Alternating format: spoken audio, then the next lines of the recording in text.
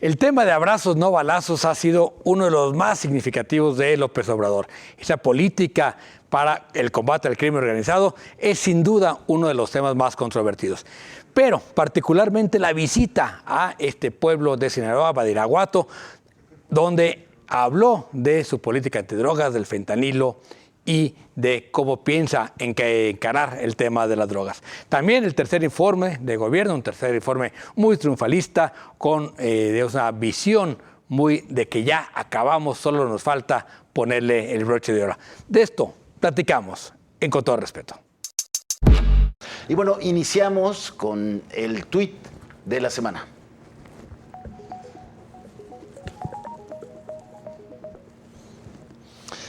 Y bueno, tiene que ver, Erika Enrique, con esta visita polémica, ¿no?, del presidente nuevamente a Badiraguato, a la cuna del cártel de Sinaloa, la cuna del Chapo Guzmán y de los capos más célebres del país. ¿De qué va a vivir la gente?, se pregunta el presidente, al lamentar que el fentanilo haya desplazado a la marihuana y la amapola. Un tuit de Pascal Beltrán del Río, director editorial del periódico Excelsior, Enrique. Pues sí, a ver, una visita muy polémica, justo el día de el fin de semana de la consulta popular, esta consulta que ya lo platicaremos, pero fue un auténtico fracaso en términos de la participación que se esperaba. Pero yo creo que aquí hay un debate de fondo que, más allá de que yo creo que la frase es desafortunada, porque pues, a ver, el Estado tiene que dar los elementos necesarios para que la gente pueda vivir de forma honrada y de apego a la ley. Aquí es como dice, oye, si viene una droga más potente, que aparte es artificial, es sintética, y desplaza a los cultivos de amapola y marihuana, pues de qué va a vivir la gente de Oaxaca, Guerrero o Sinaloa. Es una frase muy desafortunada, pero sí es un debate que tenemos que tener, ¿eh? Sí, o sea, pero el narco en este país tiene mucho pueblo. Que en eso López Obrador tiene razón. El narco tiene mucho pueblo, tiene mucha gente, tiene muchas personas trabajando, y es cierto que en la medida en que las drogas están cambiando en términos de mercado, de drogas naturales a drogas sintéticas, sí, hay muchas familias que se quedan. Pero a ver, aquí lo cuestionable es que la mente, que se van a dedicar a otra cosa, que no sea el cultivo de la amapola y la marihuana, que no están legalizadas debidamente en el país, ¿no? A mí me parece desastroso por donde lo veas la frase, ¿no? Pero sí hay un debate de fondo, Erika. Hay un debate de fondo. Un presidente no debería de tener ese tipo de dilemas, pero hay un debate de fondo. Pero a lo mejor, y además es un tema en el que el presidente es muy conservador. Él evade ese tema. Sí, evade el tema de la legalización del consumo de la marihuana, del cultivo, de la amapola. Ahora, lo que deja en claro, perdón, Erika, es que toda esta estrategia supuestamente de programas sociales para quitarle gente al crimen organizado no está funcionando. No, pues no funciona. A eso iba porque claramente lo que no funciona son los apoyos que les genera tanto a las mujeres como a los jóvenes para que no se dediquen al crimen organizado, los apoyos que brindaba en el campo para la reestructuración de los cultivos y para la autoproducción, ¿no? Para el autoconsumo y no sé cuánta cosa, nada de eso funciona. Y por otro lado está también la señal que manda el presidente de esta cercanía con la comunidad de Badiraguato, ¿no? Sí, porque, tercera vez que va. Yo veía un tuit que decía, a ver, Badiraguato tiene menos de 6,000 habitantes. Y el presidente ha ido 3 veces en lo que va de menos de 3 años que tiene de presidente y no ha ido a una clínica de niños con cáncer. Bueno, y ha dicho que incluso reunirse con gobernadores es manchar la investidura. Lo ha dicho en varias ocasiones, pero ir a un municipio con eso, a ver, que se merece la gente, se merece todo el respeto. Por supuesto. Pero 3 veces en 2 años y cachito, para una carretera, porque la justificación del presidente es que está haciendo una carretera muy importante que va a conectar Badiraguato con Durango, creo, ¿no? Exacto. Con el estado de Durango, y por lo tanto tiene que estar yendo. Y de telón de fondo está el debate sobre esta relación que lo ha señalado Silvano Aureoles, lo han señalado algunos gobernadores, analistas también, pues esta extraña relación entre los cárteles y el partido de gobierno, ¿no? En particular el cártel de Sinaloa. Y que te recuerda también el culiacanazo. Sí, y que por cierto, Silvano Aureoles, hoy los diputados de Morena le metieron una denuncia penal en la Fiscalía por traición a la patria, ¿no? Y hasta andan cuestionando por qué se fue a Washington a la OEA y a qué fue, y bueno, de verdad es que ya es como el cuento de nunca acabar. Me pregunto si a Washington llevó su banquito también, ¿no? Habrá que ver. El sexenio llega a mitad del camino, el tercer informe de gobierno, que creo que en la forma fue un informe, el de López Obrador, el de la semana pasada, un informe bastante tradicional, una recolección de datos, de estadísticas, de números, que de acuerdo a lo que piensa el presidente, pues de alguna forma fortalecen lo que ha sido su proyecto estos 3 años. La crítica, ya hablando más del fondo que de la forma, tiene que ver con si los datos eran reales o no, si realmente vivimos en ese México maravilloso que describe el presidente López Obrador, y también creo que un debate sobre ese aromita que alcanzamos a detectar de que el presidente como que se estuviera despidiendo, como estas frases de si me voy, pues ya cumplí, si se toca que se termine, pues ya llegué bien, es decir, tuvo mucho el tercer informe para analizar. Jaime, Erika. Me voy satisfecho, dice. Me voy satisfecho. Si me tengo que ir hoy, me voy satisfecho. A ver, es como difícil que encontremos en un informe de Andrés Manuel López Obrador algo nuevo, si da informes cada trimestre. Cada día. A mí me llamó mucho la atención, por ejemplo, que iniciara con temas energéticos, que son la gran asignatura pendiente de este país por lo errado que ha sido el manejo de Petróleos Mexicanos, de la Comisión Federal de Electricidad. Pero para él es una victoria, Jaime. Para él, claro. Pero rescatar es que es su Pemex, la proyecto. comisión. pero él toma esa parte para aparecer como el gran salvador de la Pemex, riqueza, de la soberanía, de lo que merece México. Entonces, es esta parte de cómo arma y cómo se autoasume y quiere venderse a sus clientelas. Entonces creo que en ese sentido es un elogio a la retórica otra vez, no la receta, y luego dice que rompió todos los récords y remata con esta frase de eslogan, ¿no?, que vendió y que pues le sirvió ahí a los periódicos para titular el otro día el informe: tengan para que aprendan, liberales, tecnócratas, yo sí lo logro. Erika. Pues particularmente yo en algún momento pensé que era un tono ciertamente conciliador, hasta nunca pensé que él hubiera escrito el documento, ¿no? Yo dije, No, alguien eso se lo seguro escribió, él lo Pero leyó, ahí venía el obús, pero o sea. el último, tengan para que aprendan, ese sí es de Pero él, ese se me autoría, hace, ¿no? ahorita para que concluyas, Erika, pero se me hace que él lo incorpora. Sí, lo incorpora porque él, por está eso. en el discurso que no tiene nada que ver con eso, es mucho más conciliador. Así es. Y hasta le aplauden, porque seguramente muchos ya conocían el discurso, le aplauden en el momento. No, espérenme, porque me falta decir algo más, y es cuando suelta Y es cuando el suelta famoso tengan para que pero de aprendan. su ronco Sí. pecho, ¿no? Porque siempre sale con una de esas.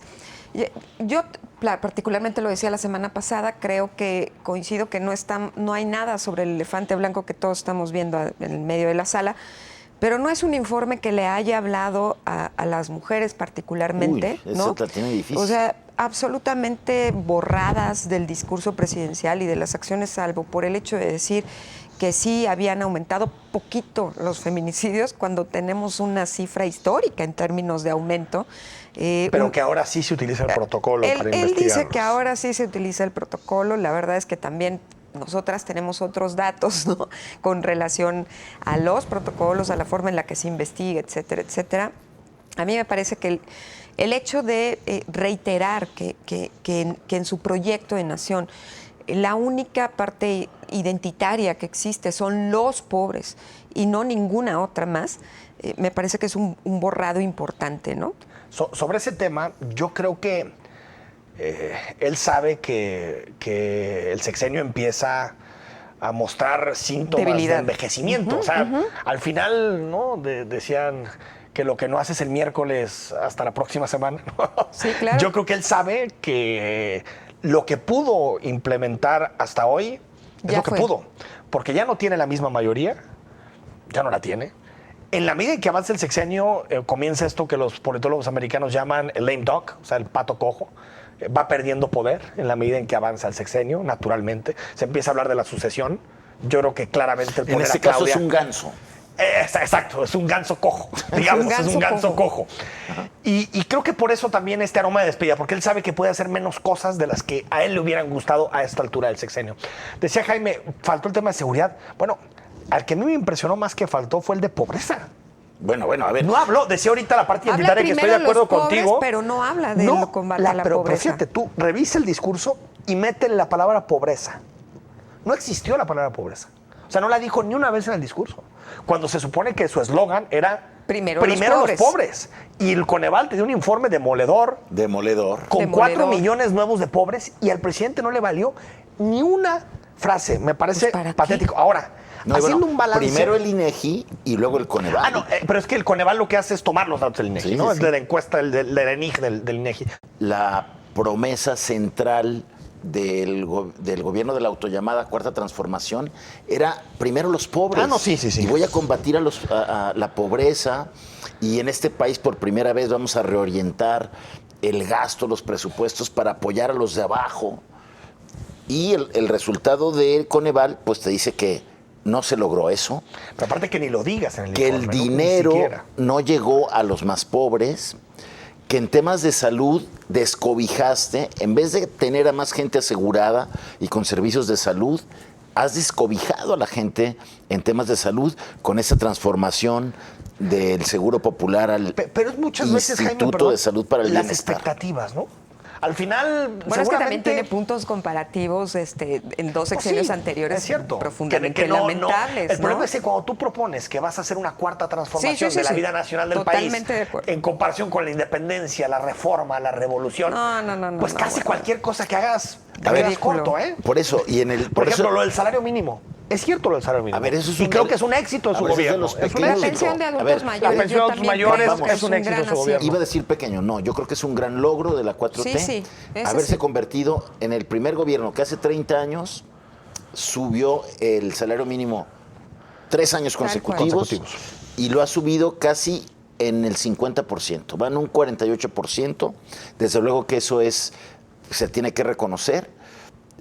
Pero a ver, no puede presumir el tema de las remesas, por favor. Hoy lo de las remesas, qué ¿no? gracioso. Se rompió récord en remesas. No, espérame, eso no tiene nada que ver en las remesas, ¿no? Digo, al contrario. Es la gente que no tiene oportunidades aquí, que no se han generado y que tiene que irse. Lo señalaba Jaime. Todos estos récords mundiales, aprovechando los tiempos olímpicos que puso el presidente, ¿no? Récord en que no se caiga la bolsa, récord en que remesas, récord en inversión extranjera, récord. Es difícil escoger más indicadores neoliberales, ¿eh? Claro. Yo creo que es imposible, ¿eh? O sea, si tú te pusieras a ver cuáles son los 5 o 6 indicadores más neoliberales que existen. La inversión la bolsa, el porque además peso, es la inversión reservas. extranjera. Ahora, yo sí creo, Erika, que manda un mensaje el presidente, hasta en la forma del informe, sobrio, distinto a los demás, con un lenguaje más tecnócrata, ¿no? Creo que manda un mensaje también a los poderes fácticos del país, como diciéndoles, no, el país no está tan mal, no está tan inestable, apóyenme. Siento como una especie como de, a ver, quedan 3 años, hagamos... No incluso, sé si estoy tratando de darle vuelta, pero... Yo creo que parte de los logros que hay que mencionar, yo sí diría que yo aprecio eliminar los privilegios, ¿no? Sí, y la ostentosidad en el poder de la clase si no política, la corrupción, ¿no? Pero, o sea, pues, ¿no? Ahora, si no lo haces combatiendo la corrupción, pues no es un camino. ¿Qué tanto está quedando en símbolos, Erika? Esa es la Sí, es que esa es la pregunta. Esa es la Yo pregunta. siento que el símbolo devora a veces al personaje. ¿Qué tanto está quedando en dejo la casa puesta Los para Pinos, que quien dejo llegue, Los Pinos, pero vivo en el palacio? Oye, por cierto... O sea, dejo el avión, Sí, pero claro. está ahí Claro. dilapidando dinero y yo veo una serie de hechos en el gabinete donde esa austeridad no es la misma del presidente. Totalmente.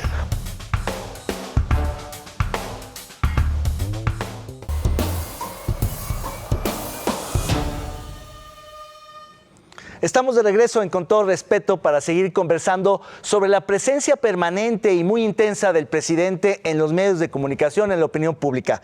Ahora hablaremos en este bloque de la revocación de mandato, esa figura de democracia directa, de participación ciudadana, en la que los ciudadanos, los mexicanos, vamos a participar el próximo marzo del año 2022 para decirle al presidente si queremos o no que continúe en el cargo hasta el 2024.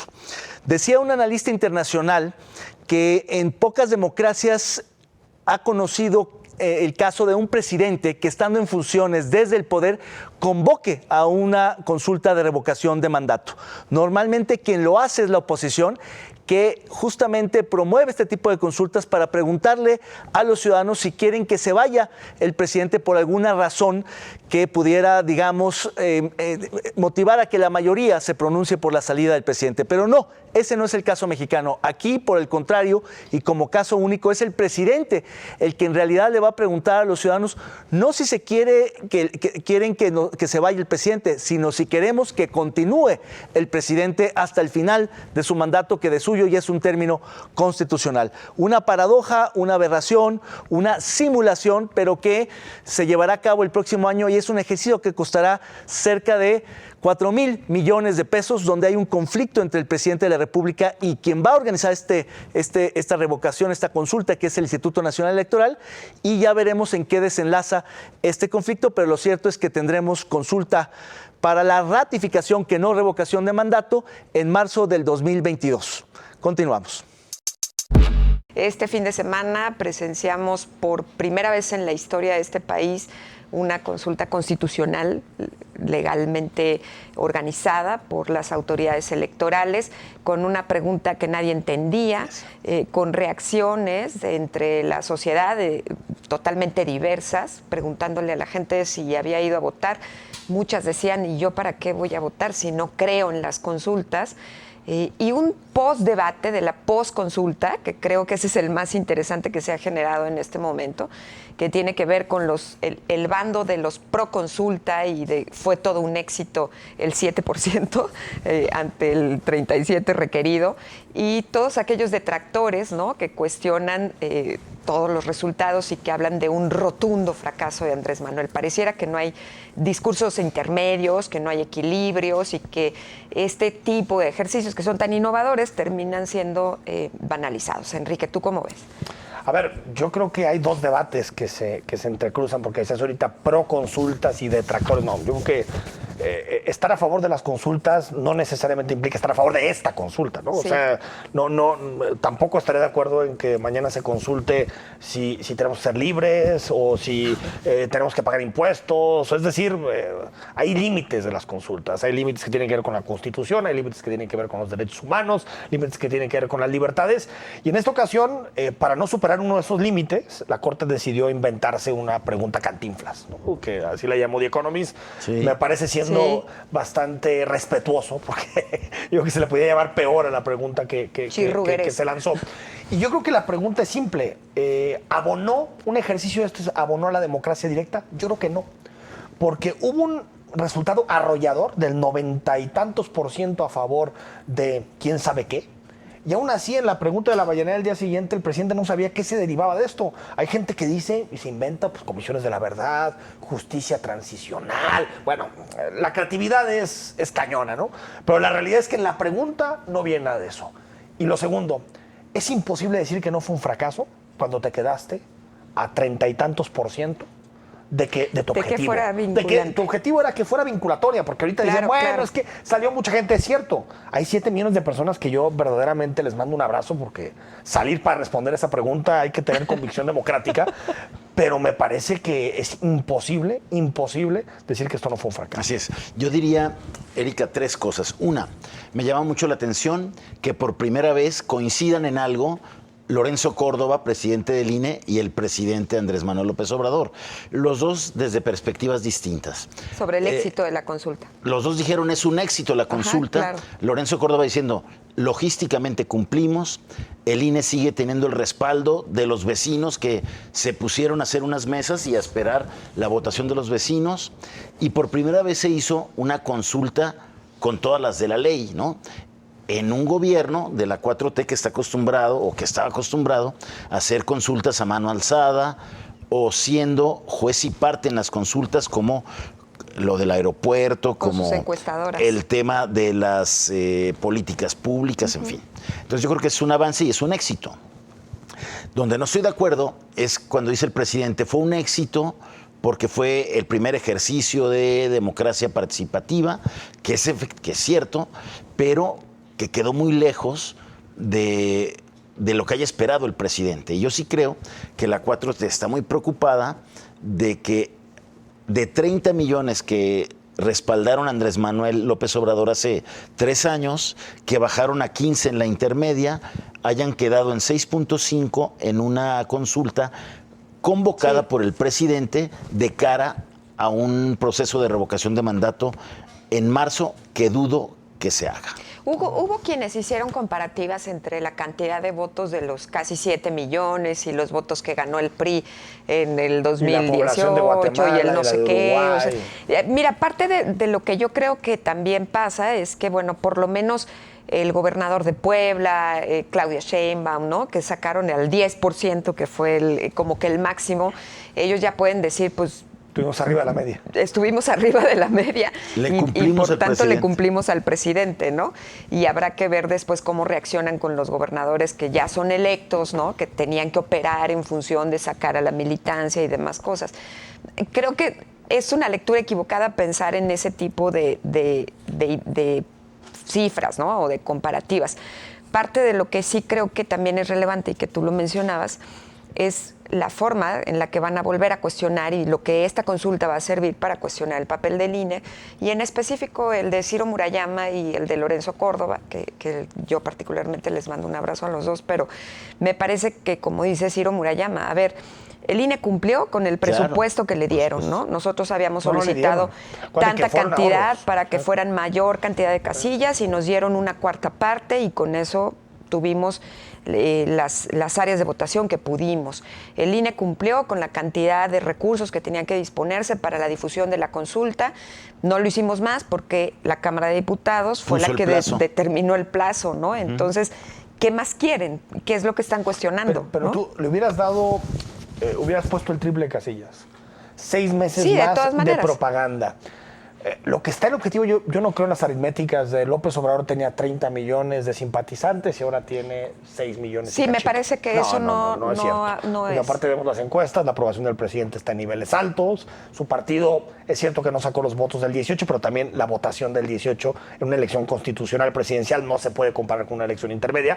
Lo que creo que sí debe preocupar al presidente, o lo que de alguna manera tenemos que sacar de análisis, es que la gente no es tonta. La gente, cuando ve que no hay nada en juego, porque realmente no había nada en juego. O sea, ese es el debate.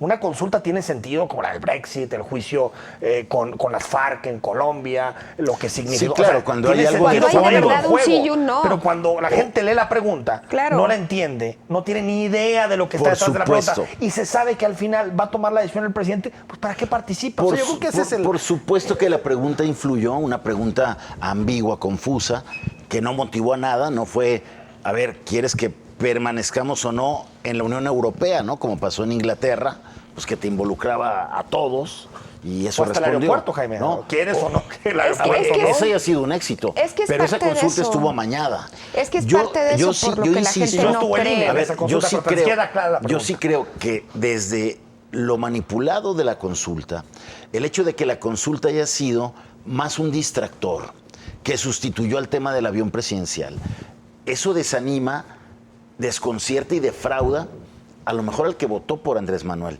Yo sí creo que tiene que ver y yo sí creo que es un indicador para la 4T que los pone nerviosos para la revocación, tan así que yo creo que no la van a reglamentar y yo creo que no se va a hacer en marzo. Yo la doy por segura. Yo la doy por segura. Yo creo que el presidente se va a divertir mucho los próximos meses haciendo campaña otra vez, ¿no? Y ahí sí se va a movilizar el país. Y se va a movilizar totalmente porque se juega... Es que ahí está muy claro. Se juega el estar ahí, ¿Quieres ¿no? que López Obrador se vaya a su 4º año o quieres que acabe su mandato? Ahora, ahí no hay debate. Pero es que hay también esa discusión que vamos a tener los próximos 6 meses, porque es muy hábil el presidente marcando la agenda de discusión. Viene el distractor de la revocación. Claro, y esa discusión que vamos a tener los próximos 6 meses es una discusión que va a estar marcada por él, ¿no? ¿Y a qué horas nos ponemos a resolver, a debatir cómo resolvemos el tema de la inseguridad? Es el gran tema. ¿Cómo resolvemos el tema de la pandemia que está otra vez fuera de control? ¿Cómo le entramos a dar resultados en la economía? Porque ahí está la encuesta nacional de ingreso y gasto de los hogares, donde el ingreso bajó, el gasto bajó y los programas sociales, el reparto de dinero de la 4T no se refleja en una mejor economía para los hogares. Fíjate que lo yo que no sé es por qué sería particularmente... incompatible atender estos temas y que haya un proceso de revocación de mandato. Yo creo que pueden existir las dos. O sea, en muchísimas democracias se debaten temas, economía, salud, seguridad, y después la gente va y decide Lo si que quiere pasa que es siga. que es un gobierno que se la ha llevado en distractores y no le entra a los temas. A ver, yo siento en que las mañaneras no se discute de esos temas, se discute más de lo otro. en las mañanas se discute de casi todos los temas, de Bueno, casi todos, aunque es un ahí hay- ejercicio ahí hay pa' eminentemente político. Ahora, yo creo que este sí va a incentivar más, porque hay una clara consecuencia. Claro, claro. La gente que no quiere Claro. que siga López Obrador Claro. va a ir a votar. La gente que quiere que siga López Obrador va a ir a votar. Ahí sí va a ser un ejercicio real. Yo creo que será un ejercicio Fíjate auténtico que, de democracia directa. Mira, yo... ¿Se pone de eh, pechito entonces el presidente si hace el proceso de revocación? No, yo creo que No, la él va a está sacar, muy la va a seguro, sacar. él está muy seguro. Mira, parte de lo que yo particularmente lamento y me preocupa mucho para cuando el presidente se vaya, el día que se tenga que ir, ¿no? Es la modificación del discurso político, cívico y ciudadano que ha hecho en este país, ¿no? El hecho de que hayamos banalizado la participación ciudadana, la formación de la ciudadanía, la implicación en los temas, lo que significa o no la democracia, porque ahora él en la mañanera de ayer ya dio su concepto de la propia democracia. A mí me preocupa mucho el discurso que está marcando de ahora en adelante, porque va a marcar al próximo presidente de la República y una suerte de poca afinidad en términos de participación y de compromiso cívico con las personas, ¿no? Creo que hay que estudiar muy bien cómo está determinando el discurso para los Es que próximos hay procesos. dos vías, ¿no? Nos vamos a convertir en una democracia madura, con rasgos plebiscitarios como puede llegar a ser Suiza o cualquier otra, o nos vamos a convertir en una democracia Claro, tipo Venezuela. claro. Que se consulta solamente lo que el poder quiere.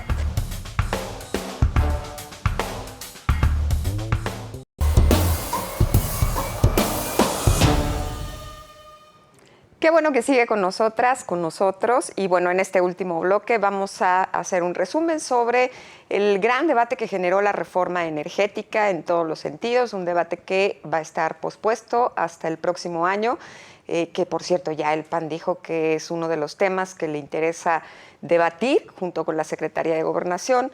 Entonces, pues es un tema que generó mucho debate en todos los círculos políticos. El presidente de la República ha pasado meses y meses tratando de dialogar con sus pares en Estados Unidos y Canadá, tratando de convencerles de las bondades de la reforma energética con el sector empresarial. Y bueno, falta mucho por debatir en este tema, así es que acompáñenos a ver qué fue lo que discutimos a lo largo de este año con relación a la reforma energética. En términos políticos, yo creo que es una jugada maestra. Sí, claro. Sí, yo creo que el PRI lo va a dividir profundamente entre sus dos almas. Creo que a la oposición también. O sea, que incluso la reunión de ayer, donde también estaban puros hombres, la Qué reunión de bonita, ayer, también da muestra de eso, de que en realidad no comparten nada. Y al no compartir nada, pues suceden este tipo de cosas, que propuestas como estas terminan siendo tan divisivas. Una segunda que tiene que ver con la propuesta en sí. Yo creo que la propuesta en sí es una bomba que no va a llegar a ningún lado. Algunos temas van a pasar, pero yo creo que la mayoría es bluff del presidente. O sea, yo no creo que esté en posición para rescindir contratos, para cancelar contratos. Tampoco creo que vaya a haber una desaparición de los reguladores. Por lo tanto, me parece que el presidente avienta una bomba, destrúyanse y en noviembre discutimos sobre la base de criterios más razonables, yo creo. ¿Qué opinas, Diego? A ver, yo creo que claramente la bomba al PRI tiene que ver con dos elementos muy claros. Son las elecciones el 22 y 23, Oaxaca y Hidalgo, y Coahuila y Estado de México, que además son estados esencialmente PRI, de lo que resta y del PRI. estratégicos, ¿no? Entonces, con eso el presidente, si divide el PRI, asegura romper la alianza. Si se rompe la alianza, con 30% gana la elección en el 24. Y yo creo que estratégicamente está muy bien pensado. Bueno, esta reforma eléctrica de López Obrador, que ha generado muchísimo debate, y tiene básicamente dos grandes aristas. Por la parte económica, la gran duda es cómo queda la relación con el Tratado de Libre Comercio y con los contratos con los privados que ya existen, que ya están comenzando, por ejemplo, con los que tienen energía solar en sus casas, hasta las grandes inversiones que se hicieron en parques de energías limpias. Y por el lado político, la gran duda es quién le va a dar los votos a López Obrador para una reforma constitucional. Y Babel, tú dices que estás muy enojada. ¿Todavía tienes esa duda, Diego, de quién le va a dar los votos? Es que no estoy seguro que el PRI le vaya a dar los suficientes. ¿No? Híjole. Bueno, pero ahí está todo. O sea, sí. El PRI, que según esto estaba en una alianza que llamaron coalición, que no es coalición, porque en realidad la hicieron con una lógica electoral, no con una lógica de gobierno. Y no tiene ningún costo salirse. Entonces, si de pronto votan ellos con Morena, a ver, ellos ya lo tienen en sus estatutos. El PRI tiene en sus estatutos que no puede votar en contra de la competencia energética. Y sin embargo ya anunciaron que hay que darle una oportunidad y que van a hacer unos foros. ¿Eso como a qué suena? Pues a que van a votar con Morena, claramente. No necesariamente, ya lo comentábamos aquí. Me parece que el dique está más en el Senado que en la Cámara de Diputados. Pero a ver, regresándome al punto de la dimensión económica, me parece que hay dos problemas bien importantes que no están resueltos, al menos en el corto plazo. Uno tiene que ver con el hecho de que si se invierten las proporciones de quién produce y le vende a CFE, es decir, el Estado pasa de 46% que hoy produce y genera al 54%, es decir, al dominio, y a la inversa, el sector privado, la CFE no tiene la capacidad instalada para subir a ese porcentaje en el tiempo que requiere la industria. Es decir, podría haber digamos, un desabasto energético. Y el otro problema es que... Apagones y tandeos. Oye, el otro problema es que los privados generan energía más barato que los públicos. Es lo que dice la reforma. O sea, eso es lo que está planteando la pero actualmente no tiene 46% la CFE. Actualmente los privados producen menos del 20%. No, ¿en la suma total? Sí. Es que, los privados que le entregan energía a la CFE, porque otra cosa es los privados que generan energía como para sí mismos. Pero los que entregan la energía a la CFE sí es menos del 20%, ¿eh? O sea, imagínate... Del mercado eléctrico nacional en general. Mercado eléctrico sumando nacional. esos dos 20%, los que se consumen para ellos mismos y para los que le les proveen venden a la CFE, se hace ese 40% que tú señalas. Y el gran problema es los que le venden. Cogeneración, esos son el problema. Hay muchos que hacen cogeneración, que le meten al tendido y toman. Sí, esos son el problema que ve el gobierno federal. Los otros no. El problema es los que generan y le venden a la CFE. Y es un porcentaje muy pequeño ahorita todavía. Y es un porcentaje muy pequeño. Y además, lo estoy diciendo para decir, en realidad, si la CFE dice que le están quitando al mercado, eso es falso, porque es un porcentaje muy pequeño. Finalmente, lo que se anula es todos los organismos, digamos, de regulación que eran autónomos a la CFE.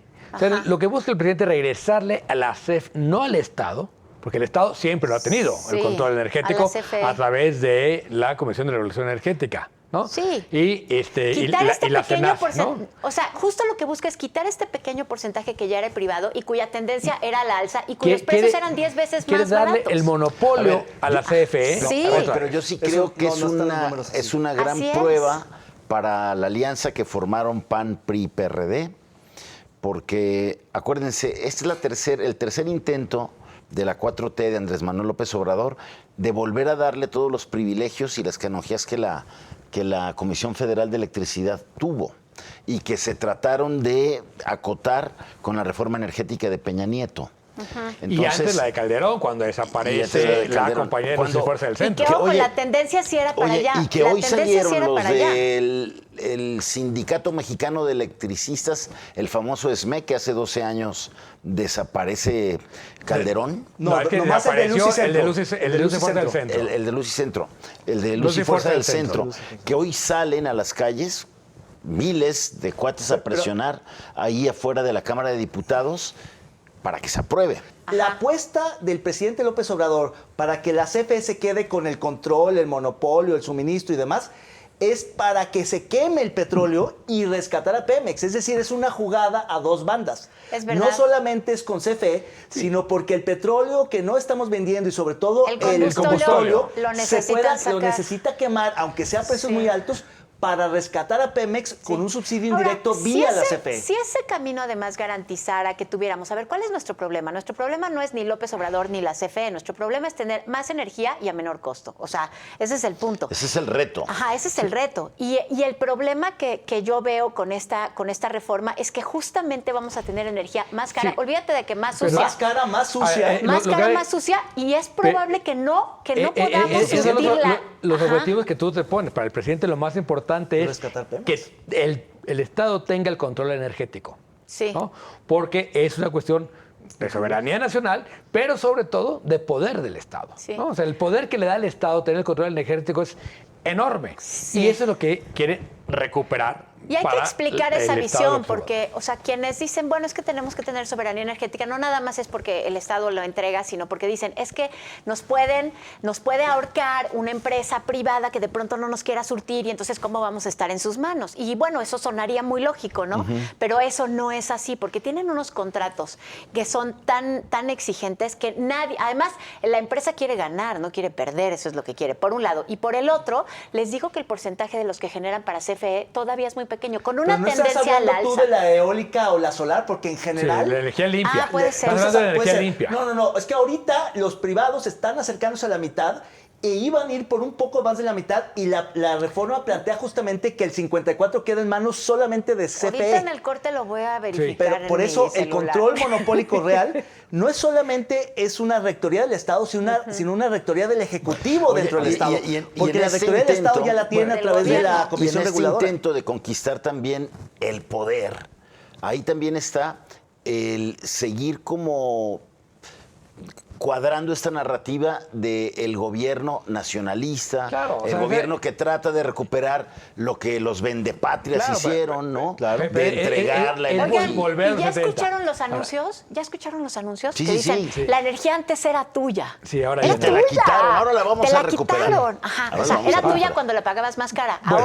Ahora pero, ya no es tuya y va a volver a ser tuya, pero va a ser más Vamos, Porque a cara. la, la vamos a vamos recuperar. a la parte política. Porque la vamos a Ah, la ¿Cómo parte puede política. construir las mayorías López Obrador? Necesita 50 diputados que pueden salir del PRI, 53 diputados, que tiene 70. ¿Sí? El gran problema, como comentaba ahorita David, es la Cámara de Senadores, donde necesita a todo el PRI más uno. Es decir, creo que son 13 del PRI y uno más. Y ya ahí hay claramente un dique, por ejemplo, que encabeza a Claudia Ruiz Massieu, ¿no? Osorio Chong. Y por eso el presidente dijo, vamos a ver cuáles son los cardenistas y cuáles son los salinistas dentro del PRI. Ah, y vamos a ver quién vota en contra de la Exacto. reforma para evidenciarlo. Y además, en la- A ver, que además pero siempre han sido ahí- públicas las votaciones, Oye, ¿eh? y ahí se ve venir un... Pero el etiquetamiento y la A ver, estigmatización... ahí se ve venir una división entre priistas. Sí, claro. Porque en el Senado, Ruiz Massieu dice, a ver, esa no pasa. Y vamos a estar en el bloque de contención que le llaman en el Senado, donde está MC, donde está el PAN, el PRI, creo que esos tres. ¿no? Y llevar esto al Lo que queda límite del PRD. y jalarse esa parte del PRI para Morena. Es que incluso Sí. el presidente de la donde sí- República Incluso si está los preparando, expulsaran- me parece que el presidente está preparando la narrativa aún del fracaso de la iniciativa, porque eso le va a dar dos beneficios. Uno, va a partir al PRI y al Claro. final va a jalarse para siguientes y futuras Elecciones. iniciativas y elecciones. Y segundo, porque si no pasa entonces, cuando vengan apagones, cuando vengan de todas maneras Van a desabastos, decir, porque ah, él pues- va a decir, es que Y no si- se aprobó la y reforma, si ahí tienen. Divides el PRI y vienen 6 elecciones, de los cuales 5 estados están gobernados por el PRI. Es genial. Ahí está el Edomex, que lo quiere recuperar. Claro. Es que todas son a dos Coahuila. bandas. Hidalgo. Hidalgo. Son los grandes bastiones del PRI. Lo único que le queda al PRI, porque no hay que olvidar, ¿A qué PRI? Esa es la parte Es que interesante. va a dividir al PRI en yo creo salinistas y cardenistas. sí, Claro. que más allá de la reforma electoral hay todo un juego político aquí que se está planteando. Aún desde la perdiendo, reforma ya ganó el presidente con la iniciativa, pase o no pase en el Claro. Senado. Pero sí sienten fuerte el área que ustedes están llamando ahorita, o bueno, más bien que llamó el presidente salinista. O sea, yo creo que En los el priistas Senado, sí. simplemente van a Más voltearse en con... Senado que en la en el Cámara de Senado. Diputados. Pero sí lo sienten, sí, o sea, sí lo ven, no lo sienten. Sí, más bien sí lo analizan. Este grupo digamos, del México modernizador, Ajá. sí, que viene de Peña y antes de Salinas, ¿no? Quienes estamos en este programa, conductoras, conductores, todo el equipo de producción, agradecemos mucho que nos haya acompañado a lo largo de este último año. Y bueno, deseamos que todos ustedes, todas sus familias puedan pasarla bien, recibir el año con prosperidad, con bienestar para todas y para todos. Y muchas gracias por sintonizarnos de nueva cuenta. Nos vemos el siguiente año. Feliz año. Feliz año, Erika. todas. Feliz año para todos. Feliz y para año. todas. Feliz año.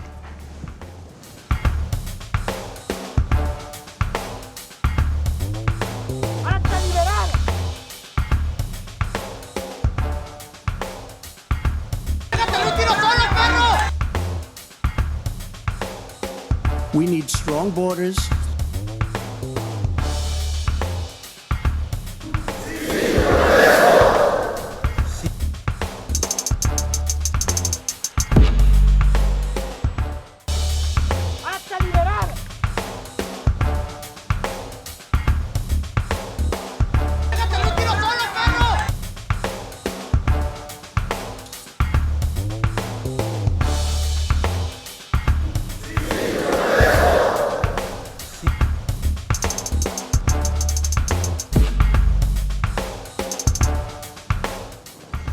¿Qué tal? ¿Cómo le va? Les saluda Jaime Barrera y me da mucho gusto darle la bienvenida a una emisión más de Con Todo Respeto, esperando que pues haya tenido una muy feliz Navidad, que haya pasado con tranquilidad, en paz, con la familia estos días de las fiestas decembrinas.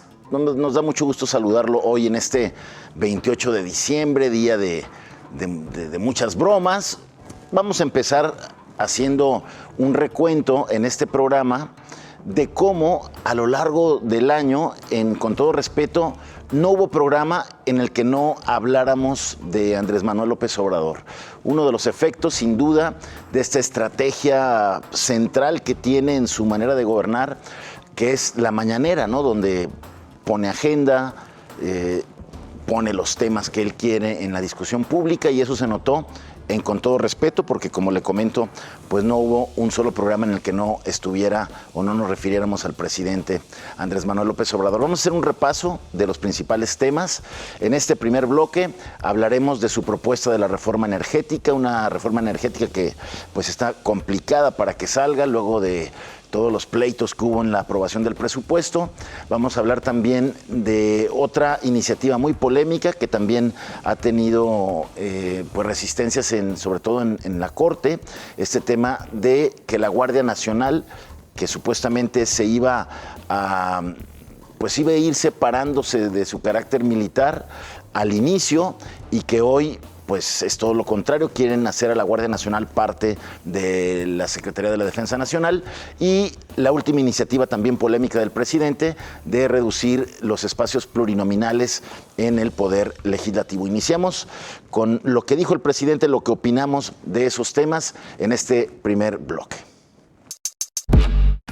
Bueno, horas después de que estábamos discutiendo en el país que el presidente ya no tenía una mayoría para cambiar la Constitución, pues el presidente anuncia que va a por 3 reformas constitucionales, una de ellas para fortalecer a la Comisión Federal de Electricidad, una segunda que tiene que ver con la reducción de plurinominales y una tercera para formalizar lo que ya existe, que es que la Sedena controla y está al frente de la Guardia Nacional. ¿Le ajusta al presidente su Enrique, mayoría? pero tienes que decir que lo hizo sin recato, como lo hace nuestra colega editora. Está lo hizo bien, sin porque es recato, cierto, ¿eh? que me Es que encanta. Casi todo lo que hace López Obrador lo hace me sin encanta recato. que lo haya hecho así, sin pudor alguno, sin ruborizarse. Lanza 3 reformas constitucionales no polémicas. Lo que le sigue. O sea, poner la Guardia Nacional, o sea, con el ejército, 2 años y medio después de que lo había intentado y se había armado gran borlote, incluso con su propio partido. Y hay que recordar que en campaña López Obrador prometió que regresaría el ejército a los cuarteles, es decir, el López una Obrador de de las, campaña. López Obrador de ¿cuándo campaña existió? es un personaje que ya no existe más, pero hay que recordar Es su que gran de oposición. alguna manera estaba tratando de disimular el tema, pero ahora sí ya sin recato se lo va a dar, como de facto ya está dado, al ejército, es decir, la Guardia Nacional se va a formalizar lo que de facto ya es la militarización Vamos del por país, partes. Creo que para la Comisión Federal de Electricidad y para este asunto de la Sedena no va a tener problemas para la mayoría. Yo no creo que vaya a tener. El PRI ahí ¿Tú está. crees que, bueno, porque... ¿Tú crees que el PRI vote con López Obrador en la parte de la Guardia Nacional? Ya lo votó. Yo lo votó en su pero a momento. ver, momento cuando lo Pero votó. votó por un porque lo mando votó con civil. modificaciones. Lo o sea, votó ojo por un cuando mando se ve, civil. ojo cuando Pero- se ve pero- a los pero- partidos pero había votando dicho con los que oficiales. estaba de acuerdo también con el mando militar. En su momento, el PRI. Y además Después no podemos cambiaron confiar postura. en esa bancada, en eso tienes razón. No, aparte tienen, y aparte que encabeza Rubén Moreira, Sí, no podemos- esa no, bancada no, es lo no, más... No podemos confiar en esa Ahora, bancada. la de los pluris, ahí sí veo más complicado, fíjate. Esa no, Para el porque presidente. efectivamente incluso algunos de sus aliados, como el PT y el Verde, estarían en contra. Totalmente. Entonces, esa no va a De ahí pasar, viven, de ahí pero viven. es un distractor que fascina, porque tanto López Obrador como derechistas como Ferriz de Con, como otros, digamos, norteados del análisis y la comentocracia, han estado insistiendo en este tema durante la última década. Y tienen tan mala reputación los diputados plurinominales que en realidad si le preguntas a la gente, en una claro. encuesta, la gente está de acuerdo, ¿eh? Bueno, es que si le preguntas a la Claro. gente desaparecer el Congreso, también estaría de acuerdo. Pero Claro. la gente tiene no pagar impuestos o sea, también. la gente tiene motivos para desconfiar y para pensar que hay muchos diputados, pero a los demás no les digas norteados. A todos esos que piden y que sí están como en el ámbito público hay que decirles ignorantes. Bueno, tienes toda la razón. Porque Sí. lo que sucede es que, a ver, vamos a ponerlo, o sea, vamos a poner un ejemplo muy sencillo para que se entienda. O sea, si nada más tenemos 10 distritos y entonces en esos 10 distritos ganan 10 diputados y cada uno de esos diputados ganó con una tercera parte de los votos, eso quiere decir que el 70% de la población no está representada. Sí, pero hay para gente- eso están los y va a ver, plurinominales. Pero para hacer la vida al diablo, porque yo soy un gran defensor de los pluris. Y es más, Ajá. a mí me gustaría Sí, que todos yo fueran también. pluris. A mí me gustaría que todos fueran pluris. De entrada dejo mi posición sobre la mesa porque me gusta ese sistema Pero totalmente vas a ser representativo. abogado del diablo. Sí. Ok, Por ejemplo, el sistema dale. británico es todo mayoría. Sí. Si uno gana todos los institutos, se queda con todo, ¿eh? Sí. Pero porque es un Porque te digo, lo que bipartidismo. digo es que no es que sea Sí. ignorancia. Hay gente que también puede estar a favor de esa posición sin ser ignorante. Nada más que es un sistema parlamentario, no confundamos. O Y sea, es bipartidismo. distinto. Más importante Ajá. que el sistema parlamentario es el bipartidismo. Sí. En los bipartidismos el comportamiento es más estable. Si hay multipartidismo y hay solamente es un un bipartidismo sistema, bastante imperfecto, un ya el sistema de británico. mayoría relativo, Porque es un están, caos. están los laboristas, están los conservadores y también están los liberales. Bueno, pero los liberales es muy han hecho que- pequeños, es muy y están pequeño. los nacionalistas escoceses. De es hecho, decir, se han no- acabado los terceros partidos en los regímenes bipartidistas precisamente por los distritos de mayoría No es relativa. cierto, no Ahí es están, en Estados Unidos también hay, Ahorita Boris hay Johnson- republicanos y sí. demócratas y algunos otros chiquitos. Pero además lo del parlamentarismo no lo menosprecian, es importante que puedan No, tener pero- la pero línea a de ver. confianza porque no es como que llega el presidente y se queda con su mayoría Pero durante lo que- todos los lo- años lo- y ya claro, listo. estoy abogando- tienes que ir a elecciones, Lo que ¿no? estoy Tienes que abogando estar es que negociando. si tú crees que tienes una democracia con división de poderes, si crees que tienes una democracia federalista con contrapesos, no tendría nada de malo que alguien tenga una amplia mayoría. No tendría nada de malo. No, una amplia mayoría, No. no estoy en contra de una amplia No, mayoría, unánime estoy en nunca contra va a ser, de... unánime pero es Estoy que en es contra, distinto. estoy en contra de una amplia, perdón, estoy a favor de una amplia mayoría. Pueden funcionar Aunque así. sea de López Obrador. Sí, claro, y como es ahorita, o sea, tiene una mayoría que No, además no, es no es amplia, no legítima. puede anular la Constitución. Pero además es legítima, pero yo estoy en contra de que tenga 500 diputados de 500 Ah, bueno, o pero eso 300 no, de pero es que 300. el problema es de que las eso es lo que amplia- pasa Es que cuando quitas está- a los creo que, plurinominales. Enrique, estás diciendo, las amplias mayorías no son malas per se, No, son son parte de la buenas. democracia. El problema es la subrepresentación política. Exacto. Si tú no Los de tienes mayoría diputados simple siempre plurinominales, subrepresentan, hay David. una La mayoría subrepresentación. simple siempre subrepresenta. Por eso Siempre son es una importantes regla los de manera plurinominales. simple. Yo creo que sí. Pero Sí. también es cierto que hay otros países que no tienen plurinominales. Y funcionan. Claro, Bueno, pero la también es tendencia cierto. mundial me parece Erika. que son los Pero el pluris. principio original de los tendencia. plurinominales es el que le tiene la esencia per se. Ahora Yo por pone- eso digo que el principio original es el más factible. Ahora, lamento muchísimo el tema de la rotunda militarización del país, que en esencia me Regresamos parece al lo tema más más grave importante. del Sí, asunto. eso es lo más A mí no me importante. importan los plurinominales, me importa que este país esté militarizado porque es un siguiente paso para que ocurran muchas ¿Me cosas. puedo parar para aplaudirte? Y lo que, gracias, De amiga. que nos pusiste en y orden. lo que ha dicho mucha gente es que al parecer esta parte del discurso de López Obrador está funcionando como una suerte de pensar en un escenario anticipado en el que puede no tener las mayorías para estas tres iniciativas y empezar a construir un discurso en el que diga, ya ven, yo vine a cambiar el país, pero estos que ustedes eligieron, clase medieros, aspiracionistas, Que por no cierto, todo quisieron, lo han dicho, Erika. ¿no?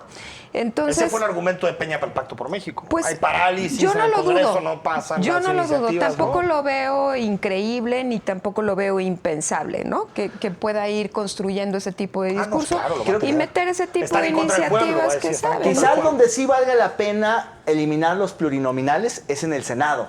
Creo que ahí sí se debería de concentrar. Otra vez Oh, pues, que quieres hablar de la militarización y vuelves a los pluris. Es que es importante, No, el tema tienes es razón, importante. Ahí creo que vamos a Pero estar estoy todos de acuerdo. A ver, ¿Estamos de ¿todos acuerdo? estamos de acuerdo en que en el Senado no tiene sentido que haya plurinominales? Sí, listo, Sí. pasemos otra vez al ejército. Perfecto, bueno, pues la militarización, adelante. El tema es la militarización, Oigan, pero es gravísimo. además no es improbable que lo logre, no es improbable. O sea, ya estaba diciendo Enrique que es probable que se alíe con otras bancadas, pero también es cierto que tiene, y lo mencionó nuestra colega en la cápsula inicial, tiene la herramienta del presupuesto, y la herramienta del presupuesto es una herramienta de negociación. O sea, es la herramienta de Claro, negociación. en este país. Claro, es- y yo creo que también la presión sobre la oposición, sobre el PAN, el PRD, el PRI y Movimiento Ciudadano, de las cúpulas militares que le van a pedir que voten a favor para ordenar eso, porque ahorita, Y aparte, a ver, de digamos, fondo, están a la David, mitad. Entonces, el problema es que hacerlo realmente civil, independiente y autónomo es muy complicado.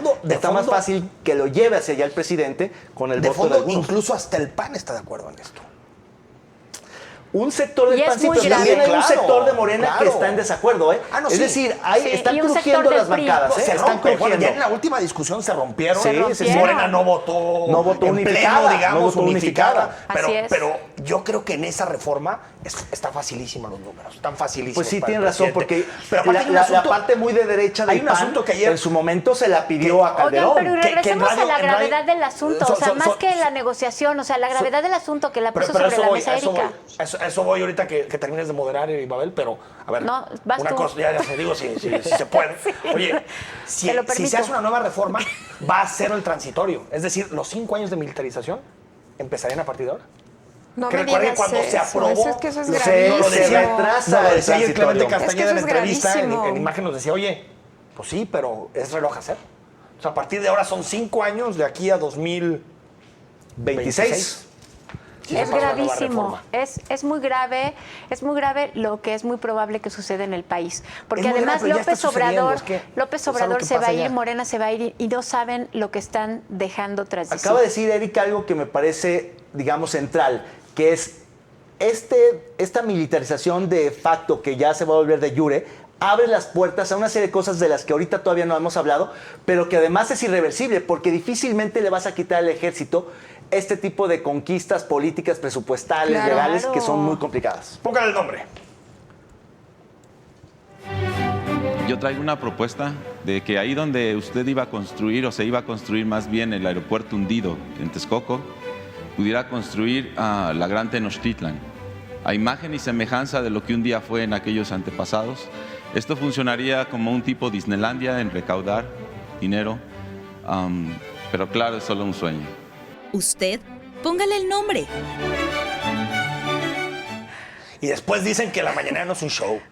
Claro que es un show. Hay gente que se pierde estas cosas. Se levanta tarde y no ve estas cosas.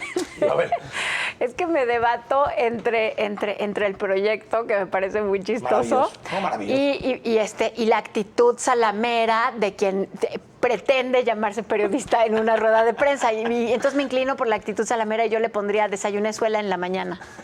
Yo le pondría el parque de diversiones de Palacio Nacional. Disney y mamut, ¿no? Por todos los mamuts que han encontrado en Santa Lucía. Ay, no mamut. Eso. No, mamut. Eso quería. Sí. La 4T está cada vez más cerca de un chiste.